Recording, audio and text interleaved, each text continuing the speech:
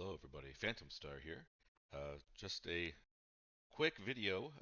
Welcome back after, you know, who knows how many years, 10 years or something of being away from the game. Since early Siege of Orgrimmar, I think. But anyway, back at it, and just thought I'd come back in here with a video on WeakAuras, this time for Protection Paladins specifically. Obviously at level 80, this is intended, not specifically for hardcore raiding, kind of for general use. It obviously can support raiding as well, but you can certainly customize it to your preferences. So as you can immediately see, we've eliminated the vast majority of clutter from the default frames from Blizzard. We've now consolidated everything down here at the bottom, kind of in a minimalist look. You can see here we've got ElvUI is what's controlling all of our bars in these detail panels here. You can certainly customize what these show you. And then I've got my chat down here at the left, right? And then I actually use details, which I've tucked in here at the right. So everything kind of fits in nicely. Um, and then in the middle, this is actually a sexy map that I use here. You can choose, obviously, to use any mapping add-on you prefer, or just ElvUI map works as well. But what's nice is we've actually got a bunch of WeakAuras here that are tied to, on top of ElvUI player and target frame. So you can see it still supports, mousing over with tooltips and everything and selecting your targets. And then I have target of target here. You can, of course, choose to do whatever you like with that. And I use class colors here, just kind of for the consistency. All of these, of course, as they are WeakAuras, can be customized kind of to whatever you prefer. They do support, I'll show you in just a minute, but they do support overhealing, so you can see the incoming heals. They also support absorption, which you'll see in just a minute. And then, of course, you saw my mana go there. I've got the power available for every type of target. So you can see here it'll change to rage when we select other target types based on their particular class. So that's the idea. Now let's show you what combat looks like when we go and engage something here. Obviously, I'm in my garrison just for the sake of privacy, but that's not really going to affect us much. So if we go into combat, you'll see immediately the HUD pops up here with a lot of good information right out of the gate. So what you're looking at are most of the available buttons to click, as well as cooldown availabilities. So I'll kind of give you a minute, but you can see here as I gain holy power, I've got holy power charges that are absorbing in the middle. You may say, man, this just looks like a lot of different random glows that I have no idea what they are, and that's fair. I will not begrudge you that. For me personally, it's a lot easier to understand what each of these elements represents with a little bit of practice. And I've kind of tied the locations to my hotkeys personally, than like constantly having to look down at my bars and like figure out what's going on. And you can certainly disable ones of these if you don't need them or anything like that. But I'll just show you what a little bit of this does. So obviously you've got the hammer, which I'm horrible about remembering to use my buttons. So I tried to make it as obvious as I could for like, hey, you have to push something, dummy. So the hammer is right here. You can smack the hammer and see the cooldown come in. This supports also the Venging Wrath. So you can see I've got it with Sentinel on me personally, but it'll support either one. So when I fire that off, you can see it's activated right now as it flashes, and it also lets me do the hammer on things that aren't low target damage, right? So my hammer is still active here, even though this target is not below health. You'll notice that we see as Avenging Wrath goes away, the cooldown goes off, and if we target something now that I can't use the hammer on, the hammer disappears. So that's kind of the idea there.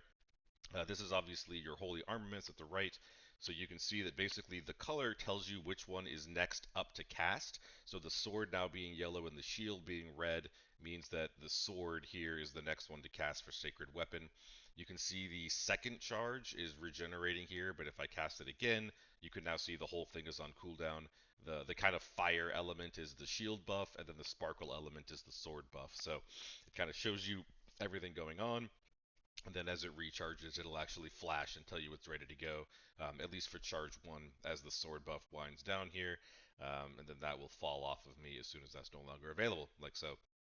So you can see my holy power here, of course, as I smack with Shield of Righteousness, or sorry, yeah, Shield of the Righteous, that the holy power gets used, and you'll see some icons start appearing above my head here. This is your, of course, Word of Glory.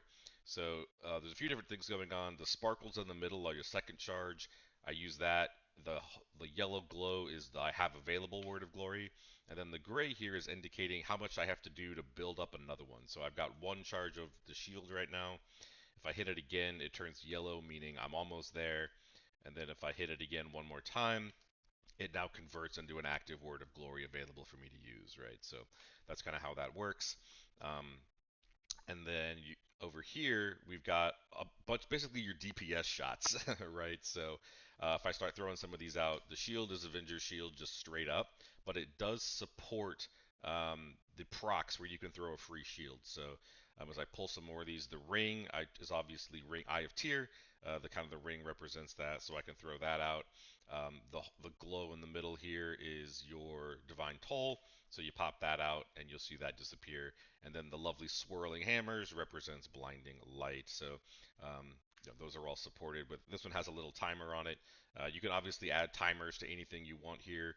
I only put it on the long cooldowns, but it's kind of up to you if you want to use some more of those. Um, those are pretty easy to add just as a text cooldown.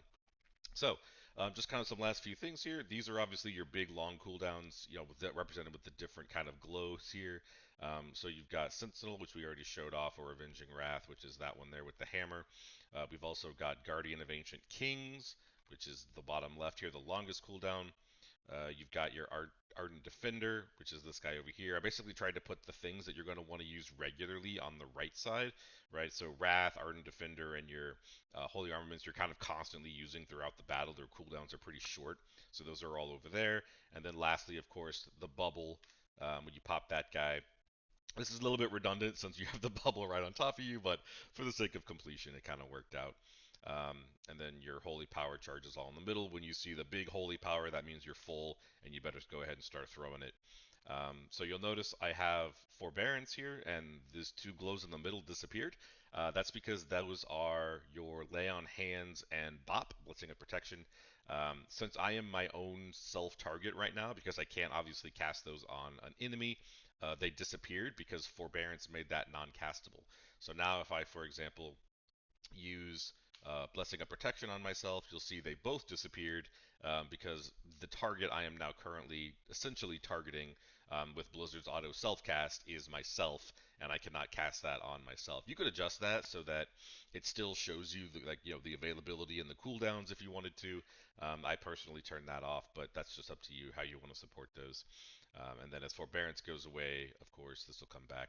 You can also see as I push some of these buttons that, for example, let's just go ahead and do a little bit of damage here. You'll see the blue bar pop up here, this bluish green, that's actually absorption. So we have that from our Holy Bulwark. You can see that that is accounted for, as well as if I throw some flash of lights, the incoming healing is supported here directly. If you have someone actually healing you big time, it'll show it all the way up. There's a number of ways you could implement that. That's just the way that I chose. But yeah, it kind of supports everything. So again, trying to keep this relatively straightforward. I'm not going to go into like how this is all set up, but you're welcome to take a look at the WeakAuras. I'll try and put those packages in the links of the video. Take a look at this artwork here is custom, but I can provide it. It kind of supports this frame. There are a few custom elements I've used in here as well, like the hammer and the sword and the shield over here. Those are just custom graphics that you can insert into WeakAuras without too much difficulty. And then there's our lay on hands. Lastly, we'll just go ahead and pop that for the sake of it and cover all of our bases. So there you go. Thank you very much. Hope you liked the video and feel free to ask any questions. I'm happy to help. Obviously, this is all super flexible with WeakAuras doing all the work. But if you don't have any experience with it, it can be a little daunting to kind of figure out how this all functions together. But just to kind of wrap this up, if we leave combat here, obviously these are all in combat only. The last one being Consecration, which I didn't show before, but is the bar at the bottom that has it's active here. You can see the sparkle basically showing that it's still on the ground doing things over there, but this is the actual castable bar. So as it goes away, that disappears, and then you can recast Consecration. So that's kind of your last piece. Um, All right, so yeah, feel free to let me know if you have any questions on how any of this works. I'm happy to share the weak aura strings, and then as we leave combat there, our weak auras pop up. You can see this is all tucked into both UI frames for kind of the basic structure down here, and then I've got specifically Production Paladins all kind of grouped up. So happy to share that and let you guys try it out. Thank you very much. Have a good one.